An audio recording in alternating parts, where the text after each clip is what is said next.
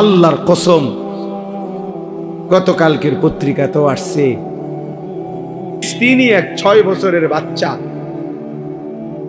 সে সাক্ষাৎকার দিছে, আমি আমার বন্ধুদের সাথে খেলতেছিলাম, হঠাৎ করে বোমা পড়ছে, আমি বেহুশ হয়ে গেছি।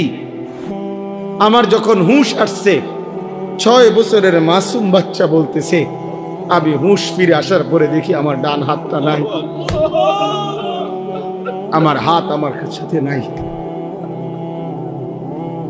আমি আর হাত খুঁজে পাই নাই। কত অনাথ, কত অসহায়, কত বাচ্চা বাবার স্নেহ, মায়ের আদর থেকে বঞ্চিত। প্রিয় বন্ধু, প্রিয় ছেলেরা আমার, বাবারা আমার, ইনসাফের সাথে ভাইব।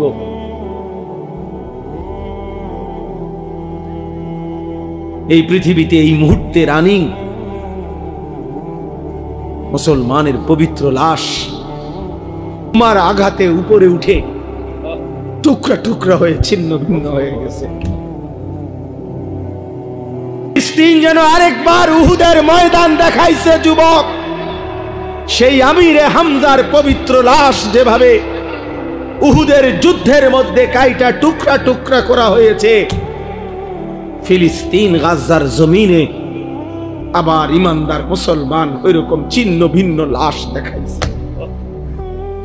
এমন দুর্বিষহ মুসলমানের যখন হালাত, মা যখন কাঁদে, শিশু যখন কাঁদে, রক্তের উপরে যখন ইমানদার গড়াগড়ি খায়, এই যুবক, এই অবস্থায় তুমি উলঙ্গ ছবি দেখো, মোবাইল দেখো, নাচ দেখো, একটা সাজদা দাও না, এটা ইনসাফ না যুবক, এটা মুসলমানের বাচ্চা হইতে পারে না, এটা ইমানদারের সন্তান হইতে পারে না। বেটা তুই, বেটা তুই কোনো মানুষের বাচ্চা না বেটা, তোর ভিতরে কোনো ইনসানিয়ত বলতে, মনুষ্যত্ব বলতে বলতে কিচ্ছু নাই বেটা।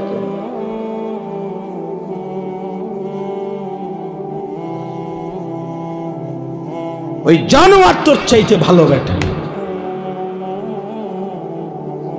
তুমি মুমিনের রক্ত দেখো নাই? তুমি মজলুমের আহাজারি শোনো না? ওমা লাকুম লা তুকাতিলুনা ফি সাবিলিল্লাহ ওয়াল মুস্তাদাফিনা মিনার রিজালি ওয়ান নিসাই ওয়াল বিলদান আল্লাযীনা ইয়াকুলুনা রব্বানা আখরিজনা মিন হাযিহিল ক্বরিয়াতিয যালিমি আহলুহা। আল্লাহ বলে, তোমাদের কি হলো? তোমরা কেন আল্লাহর রাস্তায় জীবন দিচ্ছ না, জিহাদ করছো না? অথচ দুর্বল পুরুষ, শিশু, বৃদ্ধা, নারী, বাচ্চা চিৎকার করে বলছে আর আল্লাহকে ডাকছে, মাওলা জালেমের এই জমিন থেকে আমাদেরকে রক্ষা করো মাওলা। ফিলিস্তিনি মা আহাজারি করছে, বোন আহাজারি করছে, ছেলে আহাজারি করছে, 6 বছরের মাসুম বাচ্চাও কাঁদতেছে। কোন কান্না, কোন চোখের পানি, কোন রক্ত, শহীদের কোন লাশ, তোমাদের যাদের কলিজার মধ্যে একটু বিবেক নাড়াইল না, তোমরা কেমন মানুষ বলো ভাই? ইনসাফ করো, ইনসাফ করো, রহম করো দোস্ত, রহম করো। বলো মিয়া, ইনসাফ করো। তোমরা আমার কথায় রাগ হইও না, ইনসাফ করো। মুসলমানের সন্তান এমন হওয়ার কথা ছিল, ইমানদারের সন্তান এমন হওয়ার কথা ছিল না। একজন মুসলমান, যার বাবা মুসলমান, মা মুসলমান, যার বংশ মুসলমান, যার রক্তে ইসলাম, এইভাবে আল্লাহকে ভুলে কিভাবে? এইভাবে আল্লাহকে ভুলে, এভাবে কিভাবে আল্লাহকে ভুলে? আমি দাঁড় করাইতে পারবো তো ভাইয়া এখন? তোমরা যারা আজকের সারাদিনে 1 ওয়াক্ত নামাজ পড়ো নাই, আমি তো দাঁড় করাইতে পারবো। চেহারা দেখলে বোঝা যায় বেনামাজি। মুসলমানের সন্তান, বাপ কার মতো চুল রাখলা বাবা? যে বেঈমান তোমার মা আর বোনের উপরে জুলুম করছে, যে বেঈমান তোমার ইমানদার ভাইয়ের রক্তে জমির ভাষায় দিছে, তুমি তার মতো সাজলা? ছি ছি ছি! মুসলমান এত নির্লজ্জ হয় কেন? ইমানদার এত আত্মমর্যাদাহীন হয় কিভাবে? মনে রাখেন, সবাই এবার বলি, বিজয় ফিলিস্তিনেরই হবে। এই 1450 বছরের ইতিহাসে কখনোই কোনো কালে সম্মুখ যুদ্ধে, মুখোমুখি লড়াইয়ে চূড়ান্ত ভাবে কোনো বেঈমান কখনোই জিতে নাই, ইমানদার কখনোই হারে নাই। এরা সেই ইহুদি ইসরায়েলের কুত্তারা। এদের ইতিহাস পরাজয়ের ইতিহাস। এরা মদিনার বনু নজির হেরে গেছে, এরা বনু কুরাইজা হেরে গেছে, এরা বনু কাইনুকা হেরে গেছে, এরা খায়বরের বেঈমান ইহুদি হেরে গেছে। এরা এই পৃথিবী বারবার দেখছে, আসমান ও জমিন বারবার সাক্ষী আছে, ইহুদি কুত্তারা কোনদিন পৃথিবীতে জিতে নাই, কোনদিন না। ভাইয়া জানো না তোমরা? আমরা ইতিহাস জানি, আলহামদুলিল্লাহ, কোনদিনও জিতে নাই, আজও জিতবে না, আজও জিতবে না ইনশাআল্লাহ। সময়ের ব্যবধান, সব জালেমের পতন একই সময়ে হয় না, একই সময়ে হয় না। কারো পতন 950 বছর পরে হইছে, কারো পতন 400 বছর পরে হইছে, কারো পতন 150 বছর পরে হইছে, কারো পতন সিরিয়ায় 48 বছর পরে হইছে, বাংলাদেশের জালেমের পতন 16 বছর পরে হইছে। অতএব এটাই সত্য, ইসরায়েলের কুত্তারাও হেরে যাবে ইনশাআল্লাহ। মনে রাখো,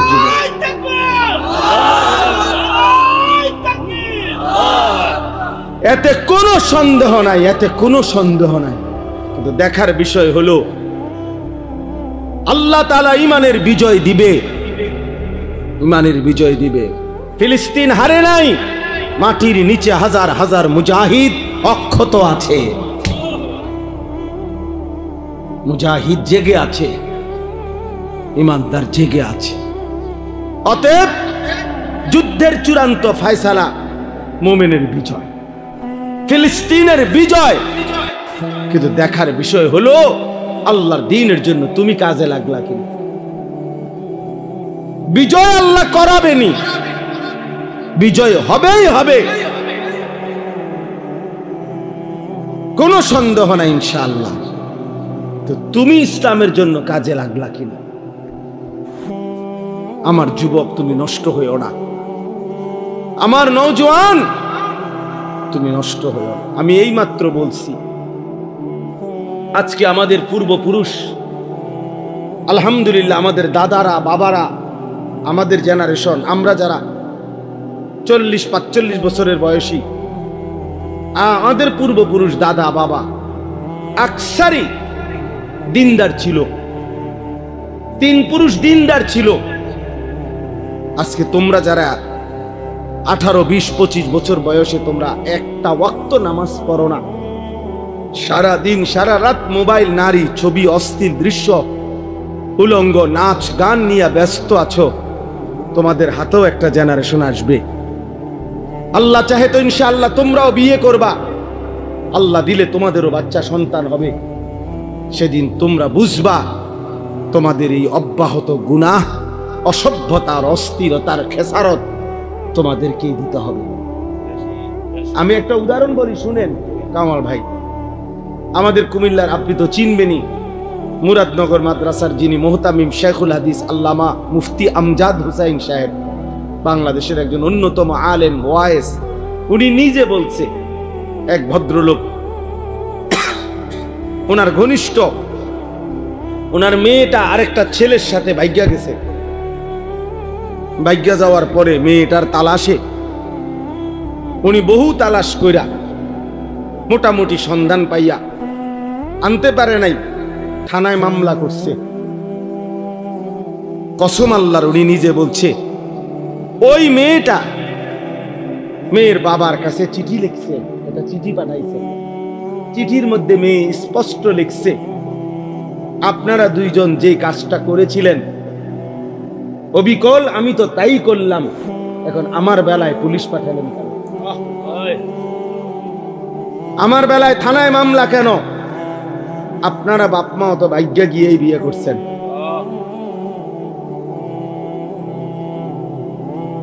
এখন আমার বেলায় থানায় পুলিশ পাঠালেন কেন, মামলা দিলেন কেন? ওই বাবা অঝরে কাঁদছে যে হ্যাঁ, আমার সন্তান আমার বেইজ্জতি আমারে শোধ দিয়া দিল, আমার পাপ আমারে বুঝায় দিল, ফিরায় দিল আমার সন্তান। এই জন্য প্রিয় সন্তান মনে রাখো, আমার কাছে আরবি কিতাব আছে, ইমাম ইবনুল কাইয়িম আল জাওজি রাহমাতুল্লাহ আলাইহির কিতাব আদ-দা ওয়াদ দাওয়া কিতাবের নাম। এই কিতাব রোগ এবং তার ঔষধ, গুনাহের ব্যাপারে, অনেক গুনার ব্যাপারে উনি আলোচনা করছেন।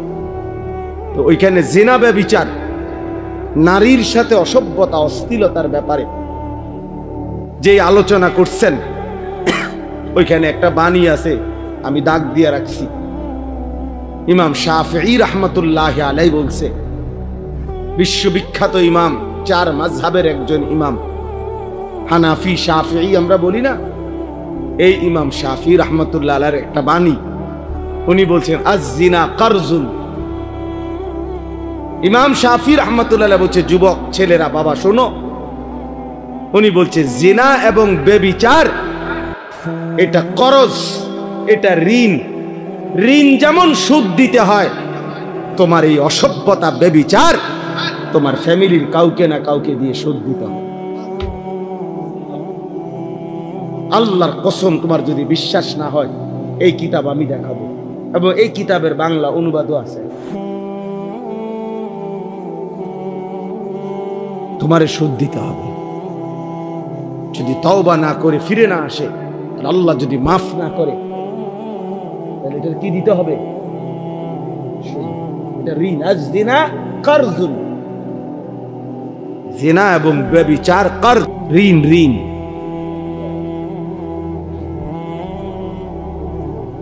অতএব দোস্ত আমার, বন্ধু আমার, প্রিয় সাথী আমার, মজলুমের দিকে আরেকবার তাকাও, ইমানদারের খণ্ড বিখণ্ড লাশের দিকে আবার তাকাও, গাজা ফিলিস্তিনের মজলুম মার দিকে আবার তাকাও, আরেকবার নিজের দিকে তাকাও। এমন মুহূর্তে একজন মুসলমান সন্তান এমন করা, নামাজ নাই, সেজদা নাই, আল্লাহ নাই, রসুল নাই, এগুলো কার মতো তোমরা চুল রাখলাম? কারে তোমাদের প্রিয় মানায় না?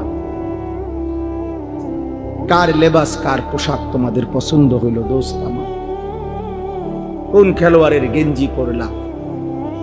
সে মুসলমান? আর্জেন্টিনার খেলোয়াড় মুসলমান, ব্রাজিলের খেলোয়াড় মুসলমান, তো সে তোমার পছন্দ হলো কেন? মেসি তোমার প্রিয় হবে কেন? এ তো পত্রিকা আসছে, ওর 2টা বাচ্চা হওয়ার পরে, যে মহিলার থেকে 2টা বাচ্চা হয়েছে, তার 9 বছর পরে ওই মহিলারে বিয়ে করছে, 2টা বাচ্চা নেই। হ্যাঁ, এটা তো আমি নিজ চোখে দেখছি ব্যাপার। 9 বছরের অবৈধ মেলামেশায় 2টা বাচ্চা হয়েছে, এরপরে 2 বাচ্চা লইয়া হে ওই মহিলারে বিয়ে করছে। 9 বছর পরে, বাচ্চা হয়েছে আরো 9 বছর আগে। এত বড় অসভ্য কোন মুসলমানের সন্তানের মডেল হইতে পারে? তো তোমার চুল তার মতো হবে কেন? সামান্য বিবেকও কি থাকবে না মিয়া? বলো, হাইসো না বাপ, হাইসলে মনে রাখো তুমি প্রতিবন্ধী, মূলত তোমার তার সিরা। এই জন্য কোনো কথাই তোমার উপরে আসর করে না, কারণ মাতাল এমনই হয়, যার তার সিরা পাগল সে সব কথাই হাসে, কারণ তার তো তার সিরা নাই। তো বিবেকের দংশন থাকা উচিত, নাই তো বিবেকের মধ্যে একটু অনুশোচনা আসা উচিত যে আমার কি করণীয় এই মুহূর্তে পৃথিবীতে।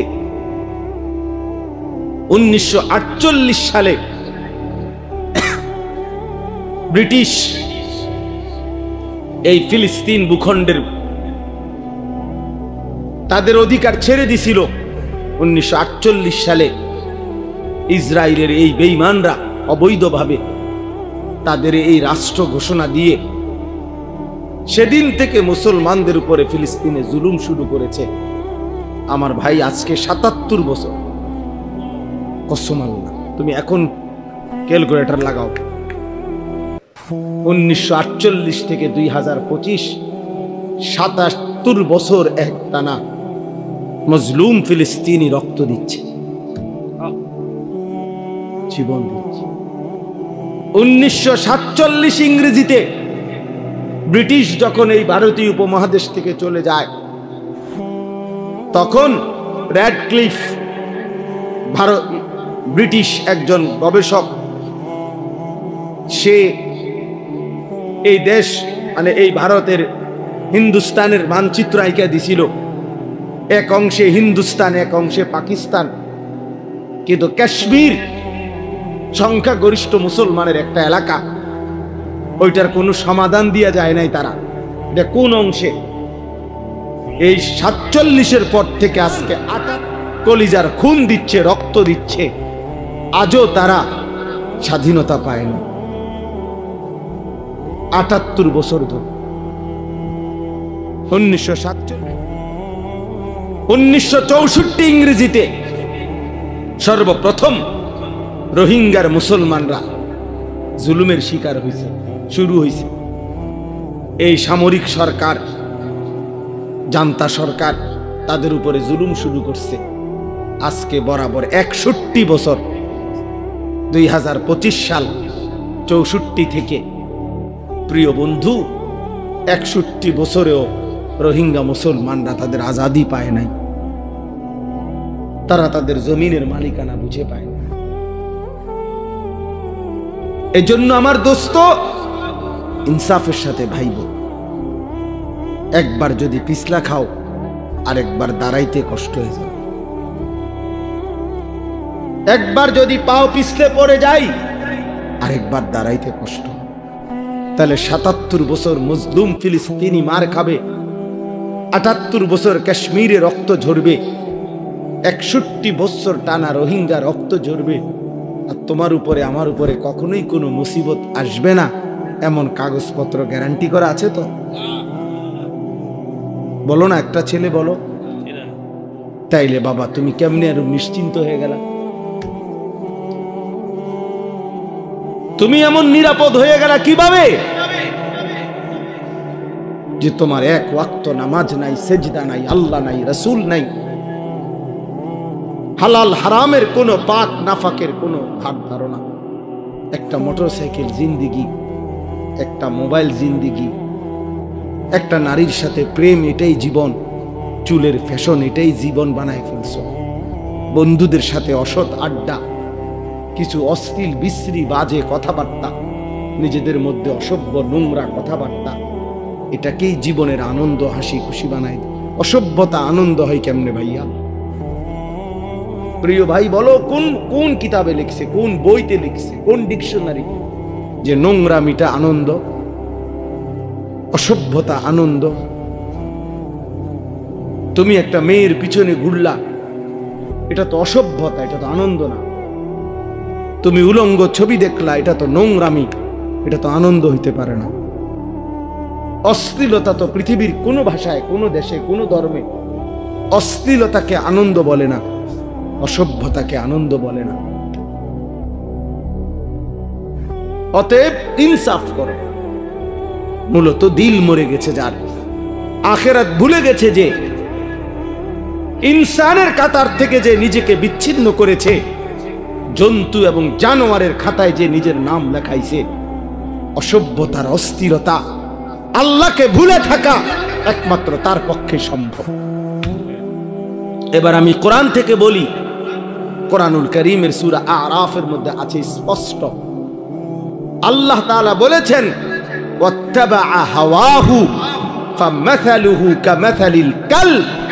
আল্লাহর কসম, কোরআনের আয়াত। আল্লাহ বলছে মনের ইচ্ছা মতো যে চলে, আমার মনে যা চায় আমি তাই করব। ওয়াত্তাবাআ হাওয়াহু, যে তার নফসের মনের চাহিদার অনুসরণ করে। কিসের আল্লাহ, কিসের রাসূল, কিসের কোরআন? বাদ দে বেটা, এডি হুজুরদের এসব কথা বাদ। আমার মনে যা চায় তাই করব। চুল আমার ইচ্ছা মতো, জামা আমার ইচ্ছা মতো, পোশাক আমার ইচ্ছা মতো। মন চাইলে খাড়াইয়া মুতলাম, মন চাইলে বইয়া মুতলাম, মন চাইলে মানুষের মেয়েরে বিরক্ত করলাম, মন চাইলে সারা রাত উলঙ্গ ছবি দেখলাম, যা ইচ্ছা তাই করলাম। আমার বাবার সম্মান, মার সম্মান, কিচ্ছুর আমার কোনো পরোয়া নাই। আল্লাহর কসম, কোরআনে আল্লাহ বলছে এমন জীবন যার, তার দৃষ্টান্ত কামাসালিল কালব, কুত্তার মতো, কুত্তার মতো, কুত্তার মতো। এই নাফরমান, এই জিন্দেগি কুত্তার জিন্দেগি, কুত্তার জিন্দেগি। এই জন্য বেনামাজ জীবনে রাখিস, তোর জিন্দেগি কুত্তার জীবন। সেজদাবিহীন যুবক, মনে রাখিস তোর জীবন কুত্তার জীবন। সারা রাত উলঙ্গ ছবি দেখো যারা, নারী ছবি, মোবাইলের অস্থির দৃশ্য, মনে রাখিস বেটা তোর জীবন কামাসালিল কুত্তার জীবন, জানোয়ারের জীবন বেটা। এই একবার সুযোগ পাইছি, একবারই বললাম, আরেকবার আসতে হবে জরুরি, আরেকবার আসার কোনো প্রয়োজন নেই। আর যদি না বাঁচি, আরেকবার যদি বলার সুযোগ না পাই, একবারই বল। প্রিয় বন্ধু, ফিরে আসো। প্রিয় নওজোয়ান মুসলমানের এই বিপদে তুমি না দাঁড়াইলে কে দাঁড়াবে? আমাদের মালিককে যদি আমরা ডাক না দেই, আমাদের উপরে সাহায্য কেমনে আসবে? আমাদের মনিবের কাছে যদি আমরা কাঁদি না কাঁদি, আমাদের বিজয় আসবে কিভাবে? আমাদের প্রিয় নবী সাল্লাল্লাহু আলাইহি ওয়াসাল্লাম, এবার রাসূলুল্লাহ সাল্লাল্লাহু আলাইহি ওয়াসাল্লামের জিন্দেগি শুনেন। সবাই শুনতেছেন? ছেলেরা, বাপ তোমরা শুনতেছো? বাপ ভাবতে শিখো ভাইয়া। যত ধমকেই দেই, যত শক্ত কথাই বললাম, দোস্ত আল্লাহর কসম আমি এই বুক চিরে দেখাবো আমি তোমারে ভালোবাসি। আমার জিন্দেগি ছেলেদের জন্য, নওজোয়ানের জন্য, আমার জিন্দেগি, এটা আমার সাধনা, এটা আমার মেহনত, এটা আমার ফিকির। ফিকির আমার।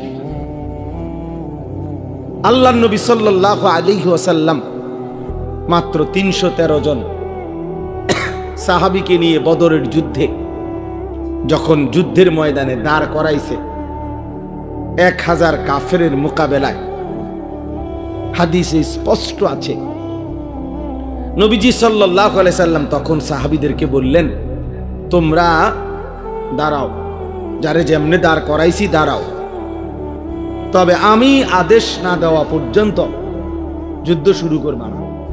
কথা বুঝছেন কিনা?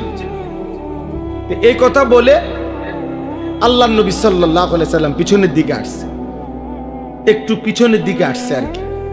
আয়েশা পাহাড়ের টিলায় নিচে, পাহাড়ের চূড়ার নিচে আল্লাহর নবী সাল্লাল্লাহু আলাইহি ওয়াসাল্লাম সিজদা করছে।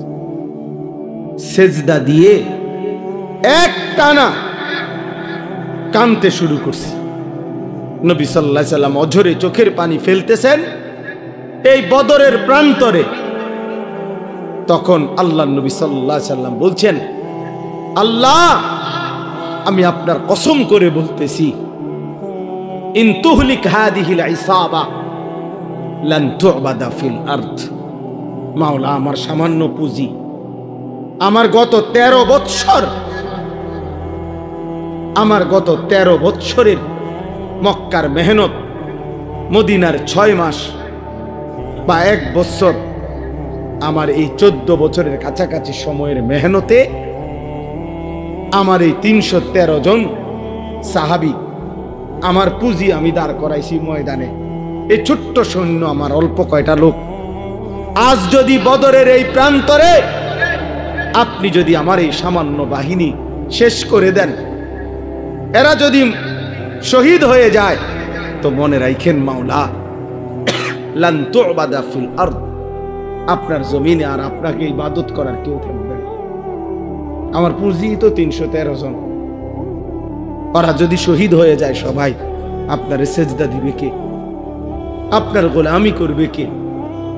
এইভাবে আল্লাহর নবী সাল্লাল্লাহু আলাইহি সাল্লাম অঝরে কাঁদতেছিলেন আর বলতেছিলেন, আহাজারি করতেছিলেন। আল্লাহ রাব্বুল আলামিন ঠিক তখন জিব্রাইল পাঠাইয়া নবী সাল্লাল্লাহু আলাইহি সাল্লামকে সরাসরি জানায় দিয়েছেন, বন্ধু, ফাস্তাজাবা লাহুম রাব্বুহুম, আপনার দোয়া আমি কবুল করেছি।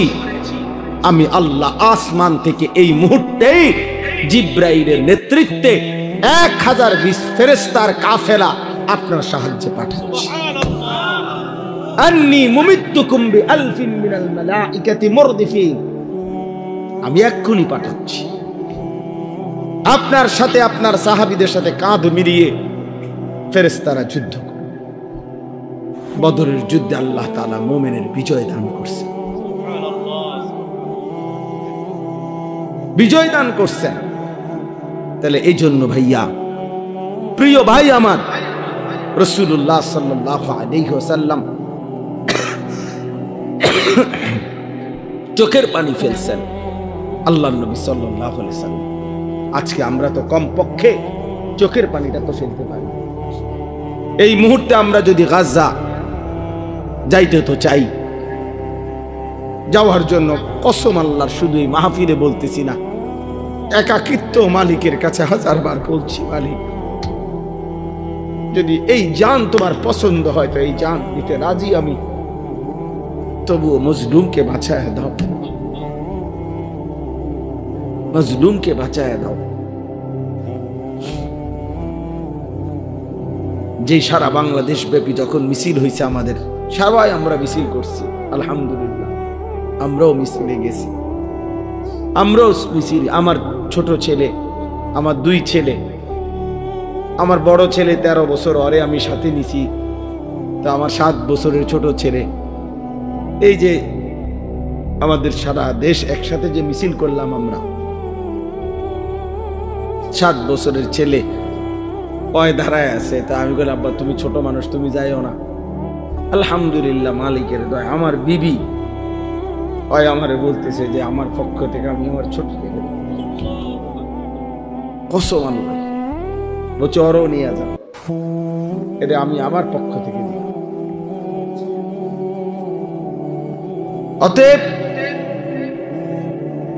আমি এই মাত্র বলছি, রাসূলুল্লাহ সাল্লাল্লাহু আলাইহি সাল্লামের একজন মহিলা সাহাবী হযরত আয়েশা রাদিয়াল্লাহু তাআলা আনহার বড় বোন হযরত আসমা রাদিয়াল্লাহু তাআলা আনহা, ওনার ছেলে ছিলেন আব্দুল্লাহ ইবনে জুবায়ের রাদিয়াল্লাহু তাআলা আনহু, বিখ্যাত সাহাবী।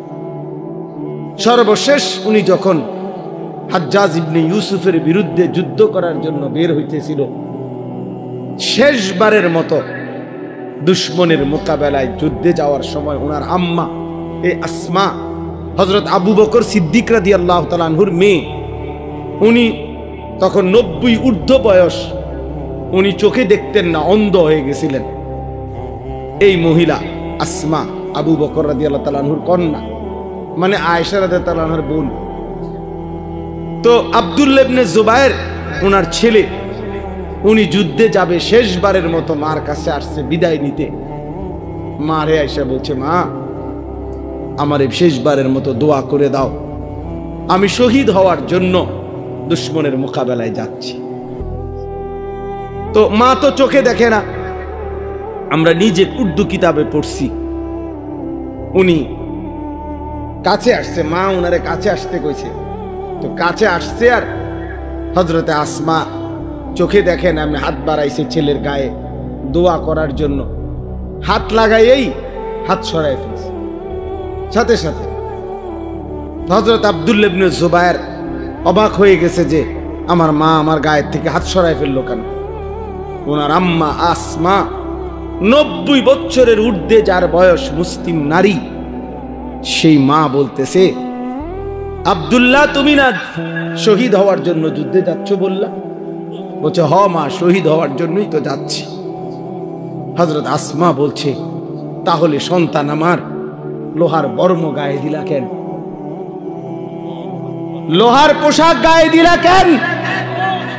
যদি বলো শহীদ হবা তাহলে গায়ে লোহার পোশাক পরলা কেন? তুমি না বলে শহীদ হবা, খোলো এই পোশাক, আল্লাহর জন্য জান দিয়ে দাও। তো পোশাক খুলে ফেলছে উনি। এরপরে খালি জামায়, শুধু স্বাভাবিক জামা দিয়ে যুদ্ধ করে হযরত আব্দুল্লাহ ইবনে জুবায়ের শাহাদাত বরণ করছে। আরো শুনো যুবক, আমি উর্দু কিতাবে এই ঘটনাও পড়ছি। আল্লাহর নবী সাল্লাল্লাহু আলাইহি সাল্লামের একজন সাহাবী ছিল হাবিব ইবনে যায়েদ, হাবিব ওনার নাম। নবী সাল্লাল্লাহু আলাইহি সাল্লামের এই সাহাবীকে একজন মিথ্যা নবী দাবিদার, সর্বপ্রথম যে নিজেকে মিথ্যুক নবী দাবি করছিল নবী সাল্লাল্লাহু আলাইহি সাল্লামের ইন্তেকালের কয়েকদিন আগে, তার নাম হলো মুসাইলামা, মুসাইলামাতুল কাজ্জাব। তখন নবীজি তখন জীবিত, একেবারে লাস্ট টাইম। এই সময় সে নিজেকে মিথ্যা নবী দাবি করছিল। এই মিথ্যুকের অনুসারী যে কয়েকজন, তারা ঘটনাচক্রে এই রাসূলুল্লাহ সাল্লাল্লাহু আলাইহি সাল্লামের মাত্র 16 থেকে 17 বছর বয়সী হাবিব ইবনে যায়েদ এই সাহাবীকে বন্দী করছে, আটকাইয়ে ফেলছিল। আটকাইয়া যখন মুসাইলামা ওই মিথ্যুক ভণ্ড নবী দাবিদারের কাছে আনছে, তো ওই বেঈমান মুসাইলামা ওনার এই সাহাবী হাবিবকে, সুন্দর চেহারা 17 বছরের ছেলে, নবীজির সাহাবী, ওনাকে বলছে হাবিব তুমি একবারের জন্য শুধু বলো আমি মুসাইলামা আল্লাহর নবী।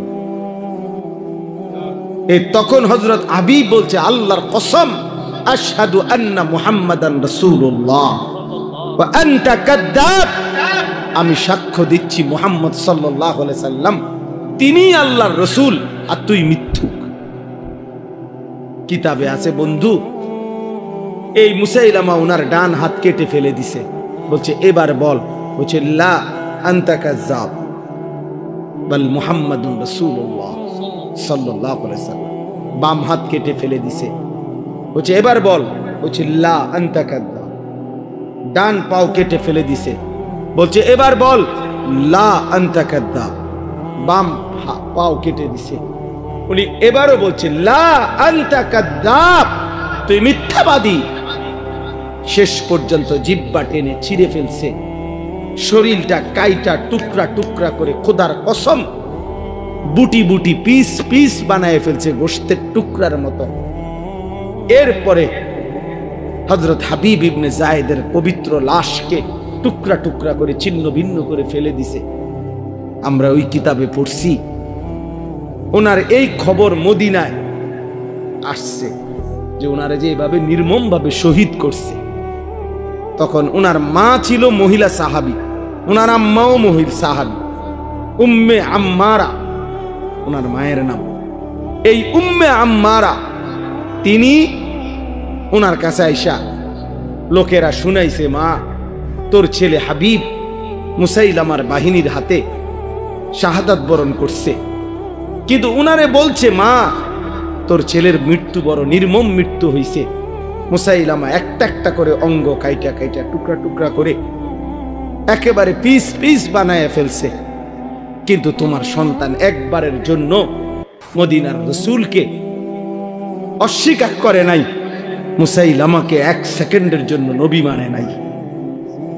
বারবার তোমার সন্তান শেষ নিঃশ্বাস পর্যন্ত মদিনাওয়ালার নাম বলে গেছে, এই তখন আমরা কিতাবে পড়ছি ওই মহিলা, ওই সাহাবীর মা একটা চিৎকার দিয়া সবার সামনে বলছে, লিহাদাল ইয়াউম আরদাতুহু, মদিনাবাসী আল্লাহর কসম এমন একটা দিনের জন্যই আমি আমার সন্তানকে বুকের দুধ খাওয়াইছি।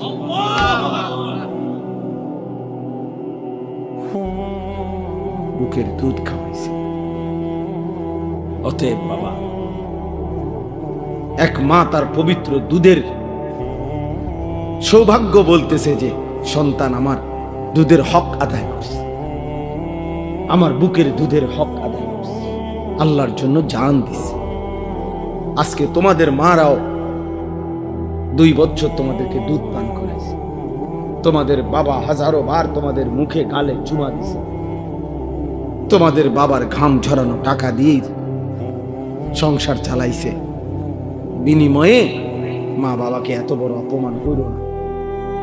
রাসূলুল্লাহ সাল্লাল্লাহু আলাইহি ওয়াসাল্লাম 23 বছরে কি পরিমাণ কাঁদছেন, তিনি কাঁদছেন। আমি প্রায় বলি এ কথাটা যে নবী সাল্লাল্লাহু আলাইহি সাল্লাম অসংখ্য উম্মতের আমল নামা দেখে যখন দেখবে পৃষ্ঠার পর পৃষ্ঠা নামাজ নাই, রোজা নাই, হালাল হারামের কোনো অনুভূতি নাই, পাক নাফাক বলতে কিচ্ছু নাই, আহা 30 বছর ফজরের নামাজ পড়ে না এমন উম্মত 40 বছর কোনদিন হারাম ছাড়া হালাল খায় নাই, সুদের ব্যবসা করে গেছে 40 বছর, দাড়ি কাইটা গেছে 30 বছর, মিথ্যা বলছে 60 বছর বয়স, আমল নামায় দেখা যায় বিড়ি আর সিগারেট ছাড়া কোনো দিন বাকি নাই, গালি ছাড়া কোনো দিন নাই, নাচ গান টেলিভিশন ছাড়া কোনো রাত নাই।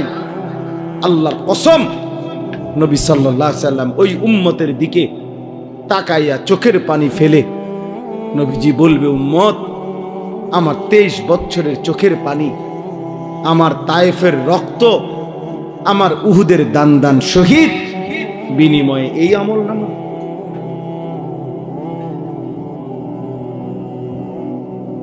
এই আমল নামা উম্মত, তুমি জানো না তায়েফে আমার এই পরিমাণ পাথর মারছে, যে পাথরের আঘাতে রক্ত ঝরতে ঝরতে আমার পায়ের জুতা পায়ের সাথে জমাট বাইধা গেছে। হযরত যায়েদ বলছে, রাসূলুল্লাহ সাল্লাল্লাহু আলাইহি ওয়াসাল্লামের জুতা মুবারক পায়ের সাথে জমাট বাইধা গেছে রক্তে। নবী জিজ্ঞেস করবে, উম্মত এতটা রক্ত ঝরাইলাম, উহুদের ময়দানে দান দান শহীদ করলাম, ক্ষুধার কষ্টে পেটে 2টা পাথর বাঁধলাম, সারা রাত দাঁড়িয়ে আম্মা জান আয়েশা রাদিয়াল্লাহু তাআলা আনহা নবীজির স্ত্রী বলছেন, আমার ভাই আমি শেষ করে দিচ্ছি, নবীজির স্ত্রী আম্মা জান আয়েশা রাদিয়াল্লাহু তাআলা আনহা বলছেন, আমি আমার রাসূলকে দেখছি এশার নামাজের পরে একটু পরেই তিনি দাঁড়াইছে, ফজরের নামাজের আজানের আগ পর্যন্ত এক দাঁড়ানোতে, আল্লাহর কসম উম্মতের জন্য এক দাঁড়ানোতে চোখের পানি ফেলে কাঁদছে আর দোয়া করছে। হাত্তা তাওয়াররামাত কাদামাহু, 2টা পাও ফুলে ফুলে গেছে।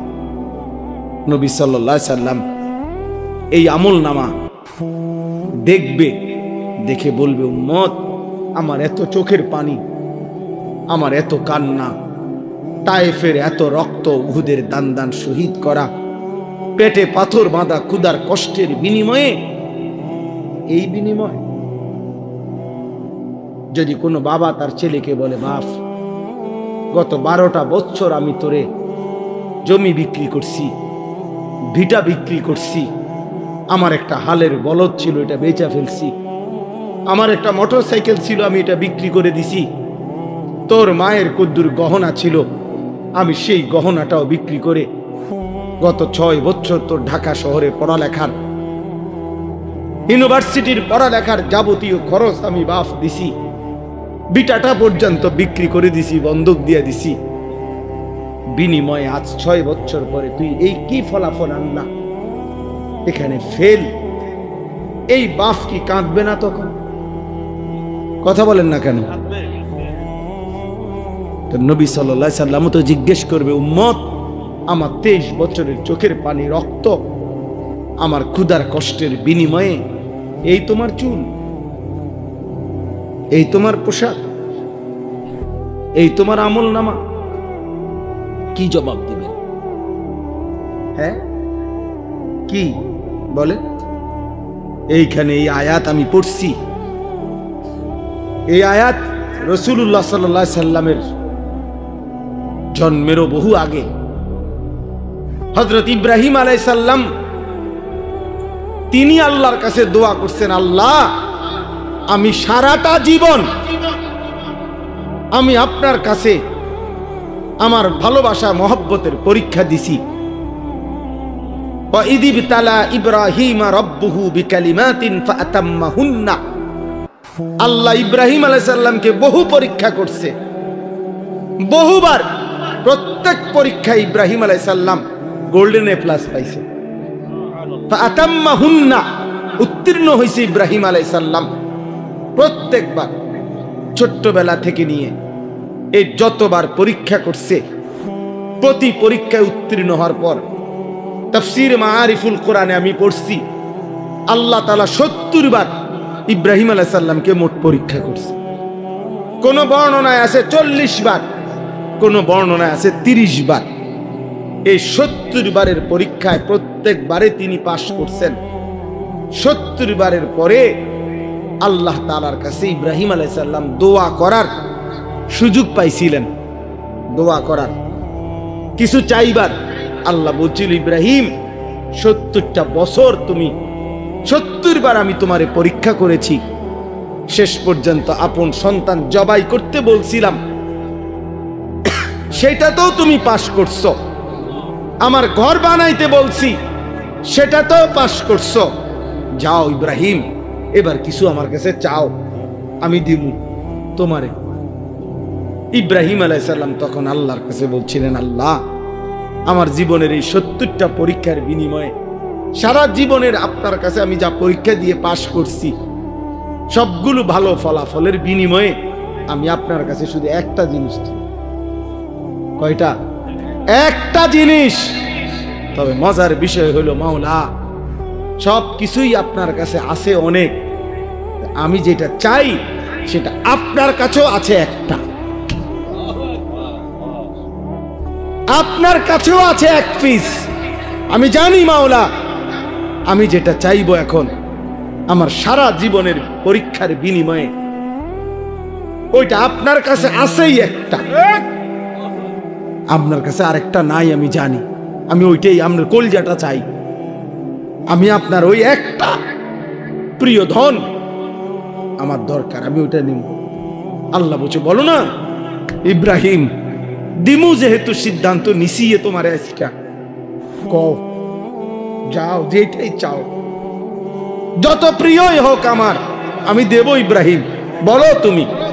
ইব্রাহিম আলাইহিস সালাম তখন এটা চাইছে, রব্বানা ওয়াবআস ফীহিম রাসূলাম মিনহুম, আল্লাহ আমার সন্তান ইসমাঈলের বংশে আমি ওই শেষ জামানার পয়গম্বর, আখিরি পয়গম্বর, নবী দু জাহাঁ, নবী দু শাহাঁ, নবী দু আলম, ফখর মওজুদাত, সৈয়দুর রসুল, মুসদ্দিকুর রসুল, নবীউল আম্বিয়া, ইমামুল মুত্তাকিন, ইমামুল মুরসালিন, ইমামুল আতকিয়া, ইমামুল আম্বিয়া, ইমামুল মুরসালিন, খায়রু খালকিল্লাহ মুহাম্মদ আরবি সাল্লাল্লাহু আলাইহি সাল্লাম, আখিরি মুহাম্মদ বন্ধুকে আমি আমার সন্তানের বংশে চাই।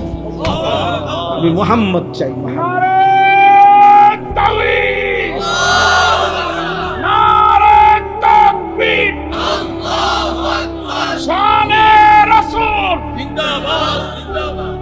বুঝছুনি ভাইয়া? রব্বানা ওয়াবআস ফীহিম রাসূলাম, আল্লাহ আমি ওই কলজাটা চাই, আমি আখিরি রাসূল চাই, শেষ পয়গম্বর চাই, আমি বন্ধু মুহাম্মদকে চাই সাল্লাল্লাহু আলাইহি ওয়াসাল্লাম। এখন নবী সাল্লাল্লাহু আলাইহি ওয়াসাল্লাম আখিরি নবী, নবী মুহাম্মদ সাল্লাল্লাহু আলাইহি ওয়াসাল্লাম মহান আল্লাহ পাকের কাছে কয়জন? একজন। হুসনে ইউসুফ দমে ঈসা ইয়াদে বাইদা দারি আঁচে খুবা হামা দারান তু তনহা দার। আল্লামা ইকবাল বলছে, হে নবী মুহাম্মদ, ১৬ লক্ষ আম্বিয়ার, সব নবী সব রাসূলের যত গুণ, যত বৈশিষ্ট্য, যত মুআজিজা সব আলাদা আলাদা করে খুঁজে দেখছি, আপনি একা বন্ধু, আপনার মাঝে সব একসাথে খুঁজে পেয়েছে। আছে খুবা হামা দারান তু তনহা দারি, আপনি একাই সব, আপনি একাই সব, আপনি একাই সব। এজন্য আমরা লাকাদ মান্নাল্লাহু আলাল মুমিনিনা ইয বাআসা ফীহিম রাসূলাম মিন আনফুসিহিম, আমাদের জীবনের সবচেয়ে বড় অর্জন আমরা আখিরি রাসূল পেয়েছি। আমাদের জীবনের সবচেয়ে বড় পাওয়া বন্ধু আমরা আখিরি নবীকে পেয়েছি। অতএব আমার ইব্রাহিম আলাইহিস সালাম বলছে, মাওলা আমি কেন চাই মুহাম্মদ সাল্লাল্লাহু আলাইহি সাল্লামকে আমার সন্তানের বংশে, ইয়াতলু আলাইহিম আয়াতিকা, সে আপনার কালাম তেলাওয়াত করে পরবর্তী বংশধরকে শোনাবে। ওয়ায়ুআল্লিমুহুমুল কিতাবা ওয়াল হিকমা, কোরআন এবং সুন্নাহর আলোকে আপনার বান্দাদের জীবন গড়ে দিবে। ওয়ায়ুযাক্কিহিম, আপনার বান্দার কলিজাটা পাক সাফ করে পবিত্র করে দিবে। সুবহানাল্লাহ।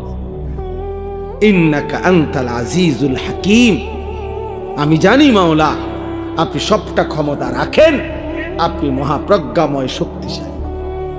এজন্য এই আয়াত পড়ার উদ্দেশ্য হইল এই শেষ কথা আমার, আমরা শ্রেষ্ঠতম নবীর উম্মত, আখিরি রাসূলের উম্মত। অতএব আমাদের ঈমান, আমাদের আমল, আমাদের তাকওয়া, আমাদের ইখলাস আরো বেশি হওয়া উচিত। শেষ জামানার নবী, আখিরি নবীর উম্মত হিসাবে আমাদের আত্মমর্যাদা আরো বেশি হওয়া উচিত। এজন্য প্রিয় যুবক বাবা, পর্দার আড়ালের মা বোন, এত বড় শ্রেষ্ঠতম নবী পেয়ে আমরা যদি জিন্দিগিটা এভাবে নষ্ট করে দেই, এটা উচিত না, এটা ইনসাফ না। এজন্য আমি অনুরোধ করছি, আজকে এই রাত গভীরে তোমরা যারা কিশোর নওজোয়ান এতটা কষ্ট করে এত রাত অবধি বসে রইলা, আমি তোমাদের কাছে অনুরোধ করি ভাইয়া, মাথার চুল থেকে পায়ের নখ পর্যন্ত তুমি যেহেতু সুন্দর নিজেকে সাজাইতে চাও, আমিও বলি তুমি সুন্দর হও, কিন্তু সেই সৌন্দর্য নিজেকে যেহেতু সুন্দর করতে চাও, আল্লাহর কসম প্রিয় নবী সাল্লাল্লাহু আলাইহি সাল্লামের চাইতে সুন্দর এই কায়নাতে আর কেউ হইতে পারে। অতএব সুন্দরী যেহেতু পছন্দ, তাহলে রাসূলুল্লাহ সাল্লাল্লাহু আলাইহি সাল্লামের সৌন্দর্য গ্রহণ করা এটাই সবচেয়ে বেশি বুদ্ধিমান এবং বিবেকবানের উচিত। কারণ প্রিয় নবী সাল্লাল্লাহু আলাইহি সাল্লাম তিনি হাসলেও সুন্দর, তিনি কাঁদলেও সুন্দর, তিনি হাঁটলেও সুন্দর, তিনি বসলেও সুন্দর। হাজারো সাহাবী নবী সাল্লাল্লাহু আলাইহি সাল্লামের সৌন্দর্যের বর্ণনা দিয়েছেন। নারীরা, পুরুষেরা, সাহাবীরা সবাই নবীজির সৌন্দর্যের প্রমাণ করছেন। 1450 বছর ধরে আপনজন দুশ্মন সবাই নবীজির জীবনী গবেষণা করছে। ইমানদারের কাছেও তিনি শ্রেষ্ঠ, পৃথিবীর সমস্ত কাফের বেঈমানের কাছেও আল্লাহ রাসূল সাল্লাল্লাহু আলাইহি সাল্লাম শ্রেষ্ঠ। তাহলে তিনি বন্ধুর কাছেও শ্রেষ্ঠ, তিনি দুশ্মনের কাছেও শ্রেষ্ঠ। আমাদের নবীর চাইতে শ্রেষ্ঠ কোন দিক থেকে এই পৃথিবীর কোন বেঈমানও কাউকে এই পর্যন্ত প্রমাণ করতে পারে নাই। তাইলে শ্রেষ্ঠতম রাসূল আমার থাকতে তুমি বেঈমানের মতো সাজবা কেন? কেন তুমি সুন্নাত ছেড়ে দিবা? কেন তুমি আল্লাহর রাসূল সাল্লাল্লাহু আলাইহি সাল্লামকে ছেড়ে দিবা? অতএব একটা যুবকও যদি বোঝো, আমি তোমার জন্য বললাম, আমি একজনের জন্য বললাম, একজন। আল্লাহ তাআলা আমাদের প্রত্যেককে কবুল করে নেন। ছেলেরা বাবা, আল্লাহর ওয়াস্তে বাপ, তোমরা আখলাক সুন্দর করো, তোমরা তোমাদের এই চুল স্বাভাবিক বানাও, তোমরা দয়া করে আল্লাহর ওয়াস্তে বন্ধু এই চুল চারিদিকে সমান করে কাটো। এগুলা দাজ্জালের চুল। এই দাজ্জাল ইহুদিদের খোদা, একেবারে পরিষ্কার হাদিসে আছে ভাইয়া। ইহুদিরা যাকে খোদা মনে করে সে দাজ্জাল। দাজ্জাল কি। আর আল্লাহ রাসূল সাল্লাল্লাহু আলাইহি ওয়াসাল্লাম বলছে দাজ্জালের চুল হবে এলোমেলো, একেবারে বিশুদ্ধ হাদিস। স্বাভাবিকতার পরিপন্থী যত চুল এগুলা দাজ্জালের চুল। খোদার কসম, রব্বে কাবার কসম, এই মসজিদের ঘরের মালিকের কসম, আল্লাহ রাসূল সাল্লাল্লাহু আলাইহি ওয়াসাল্লাম বলছে দাজ্জালের চুল হবে স্বাভাবিকতার পরিপন্থী। এই জন্য এই চুল রাইখো না, এই চুল রাইখো না, তুমি দুশ্মনের খপ্পরে পড়ে যাবা। দয়া করে ফিরে আসো, নামাজ পড়ো, 5 ওয়াক্ত নামাজ, ফজরের নামাজ পড়ার চেষ্টা করো। ইনশাআল্লাহ তোমাদের হাতেই আগামী দিনের ইসলামের বিজয় হবে। হ্যাঁ হ্যাঁ, যেই যুবকের হাতে যদি, নওজোয়ানের হাতে যদি জালেম ভাগতে পারে, নওজোয়ানের হাতে কালেমার পতাকাও উড়বে ইনশাআল্লাহ। বাংলাদেশেও ইসলামের পতাকা উড়বেই ইনশাআল্লাহ। বিষয়টা হলে একটা জিনিস বোঝা দরকার। প্রিয় ভাই নওজোয়ান, সবার কাছে আমি অনুরোধ, সংখ্যা কোনোভাবেই কোনো মূল বিষয় না। মনে করেন এখানে 50,000 লোক হইল, তো এতে করে আমার কবর আযাব মাফ কর, তো তাইলে আর আহামরি কি? তাইলে সংখ্যা কোনো বিষয় না। সফলতা কিংবা ব্যর্থতার জন্য সংখ্যা কোনো বিষয় না। কোরআনুল কারীমের মধ্যে আছে, আল্লাহ তাআলা বলেন কালিলাম মা তাশকুরুন, শুকর আদায় করে কম। কালিল, কালিলাম মা তাযাক্কারুন। কোরআনুল কারীমে আল্লাহ বলেন আমি আল্লাহর কথা থেকে উপদেশ গ্রহণ করে কম। ওয়া কালিলুম মিন ইবাদিয়াশ শাকুর। আল্লাহ তাআলা বলেন আমার কৃতজ্ঞ শুকরকারী বান্দা হয় কম। তাহলে আল্লাহ তাআলা তো কমের প্রশংসা করছেন কিনা বলে? হ্যাঁ। তাহলে সংখ্যা কম কিংবা বেশি সফলতা কিংবা ব্যর্থতার জন্য কোনো বিষয় না। সবাই চিনতে হবে অথবা চিনে না, এই পরিচিত বা অপরিচিতি এটাও সফলতার কোনো বিষয় না। সবাই চিনলে সফল, সবাই না চিনলে ব্যর্থ, এমন কথা কোরআন সুন্নায় নাই। এটা ইসলামী দৃষ্টিভঙ্গি না। মনে করেন এই কোরআনুল কারীমের মধ্যে 25 জন নবী এবং রাসূলের নাম আছে। কতজন? 25 জন। তাহলে এখন 25 জন নবী এবং রাসূলের নাম আছে। পৃথিবীর অন্যান্য সমস্ত কিতাব একত্র করলে আরো কিছু নবী রাসূলের নাম পাওয়া যাবে। আচ্ছা ধরে নিলাম আরো 100, ধরে নিলাম আরো 200, ধরে নিলাম আরো 300, এত হবে না। তাইলে বাকি নবী রাসূলদের এখন সংখ্যা আমাদের সবাই আমরা মিলে বলি যে 25 জন নবী এবং রাসূলের নাম কোরআনে উল্লেখ হয়েছে। তো নবী এবং রাসূল সর্বমোট 25 জনই তো 1,24,000 এই বর্ণনাটিকে যদি ধরা হয়, এই রাওয়ায়াতটাকে যদি ধরা হয়, তো আসমানের নিচে জমিনের উপরে একেবারে যদি বাড়ি ঝালানো দেয়, তারপরেও তো 1000 খানিক নবী এবং রাসূলের নাম পাওয়া যাবে না। তাইলে বাকি যে এই লক্ষের উপরে নবী এবং রাসূলদের নাম পৃথিবীর কোনো কিতাবে নাই, কেউ জানে না, তাইলে ওনারা ব্যর্থ বলো না ভাইয়া? তাইলে কি হলো? সবাই চিনতে হবে সফলতার জন্য, এটা জরুরি না, এটা জরুরি না। রাসূলুল্লাহ সাল্লাল্লাহু আলাইহি ওয়াসাল্লাম আরাফাতের ময়দানে বিদায় হজ্জে তিনি যখন ভাষণ দিছেন, খুতবা দিছেন, তখন 1.25 লক্ষ সাহাবী নবীজির সামনে ছিল হজ্জের ময়দানে। 1.25 লাখ সাহাবী মানে 1,25,000। তাহলে আরো কিছু কম বেশ হইতে পারে। এখন গোটা পৃথিবীর কোন কিতাবে এই ১৬ লক্ষ সাহাবীর নাম আসেনি? নাই। ৩১৩ জন বদরি সাহাবীর নাম, বদরের যুদ্ধের অংশগ্রহণকারী, উনাদের নাম একসাথে পাওয়া যায়। আর আলাদা আরো সাহাবীদের নাম কিছু পাওয়া যাবে। সব তালাশ করলে তো হয়তো যদি ১,০০০ হয় বা ২,০০০ হয়, একের ধরে নিলাম ৫,০০০ সাহাবীর নাম তালাশ করে খুঁজা পাওয়া গেল, তো বাকি যে ১,২০,০০০ সাহাবীর নাম পৃথিবীর কেউ জানে না, ওই শুধু আরাফ হজ্জের ময়দানে, তো ওনারা ব্যর্থ সবাই। তাহলে এটা বোঝা উচিত, সফলতা কিংবা ব্যর্থতার জন্য সংখ্যাও কোনো বিষয় না। যেমন কোরআন শরীফে সূরা ইয়াসিনের মধ্যে আছে ৩ জন রাসূল আল্লাহ তাআলা একটি এলাকায় পাঠাইছেন। এক এলাকায় ফাআযাজনা বিসালিসিন ফাকালু ইন্না ইলাইকুম মুরসালুন। ৩ জন মোট। এই ৩ জন রাসূল একটি এলাকায় দিবানিশি আল্লাহর দাওয়াত দিয়ে, কালেমার দাওয়াত দিয়ে, ওনাদের হাতে কালেমা পড়ছেন, গ্রহণ করছেন শুধু একজন। কয়জন? একজন মাত্র, একজন।